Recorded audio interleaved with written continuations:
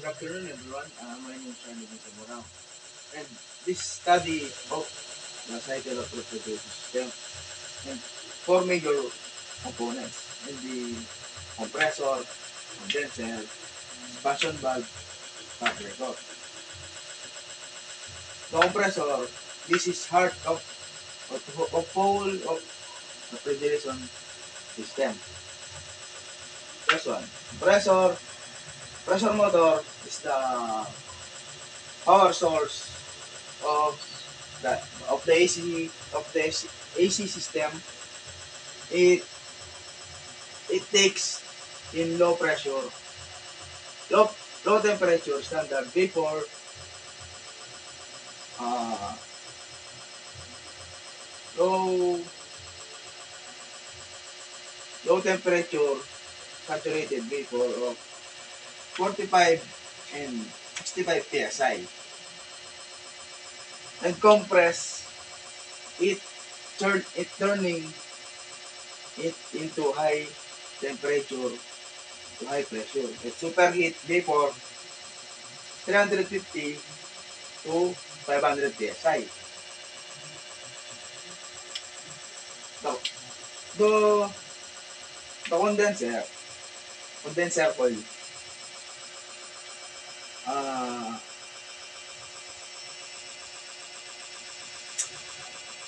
condenser coil is a vital component in an air conditioning or refrigerant system, and and the degree of uh, the degree on condenser to and the degree the condenser the of 50 to 63.8 degrees, and then 63.8 to 7.7 degrees. And the condenser fan, a critical component of an air conditioning or refrigerant system, is located in the outdoor. So outdoor. And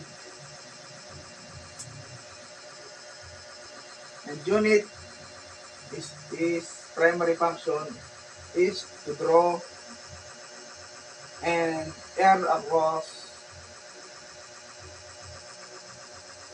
the condenser coil to facilitate the transfer of heat from the refrigerant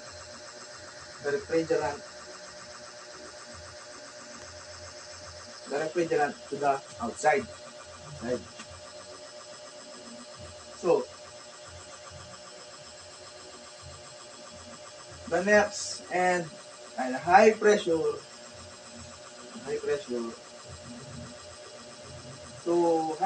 to high temperature saturated liquid to 270 and 380 psi, and move the expansion valve and low pressure to low temperature and saturated low pressure low temperature saturated liquid to 69 and 75 psi. Then expansion valve is the key of component in a refrigerant on air conditioning and and the the gas, and move and the job regulate the flow high pressure to low temperature, and 44 and 66 degrees, and 55 to 12.2 degrees Celsius. And the fan motor to evaporator fan found in the indoor unit of an air conditioning or refrigerant system play a crucial role in the evaporator, and the cooling process is primary function is to circulate an air over evaporators coil, which is where heat and absorb a cold and move the compressor and open the valve and open the piston and up ay down down the piston of condenser and up and up the evaporator and move the cold to compressor and the cycle repeat again.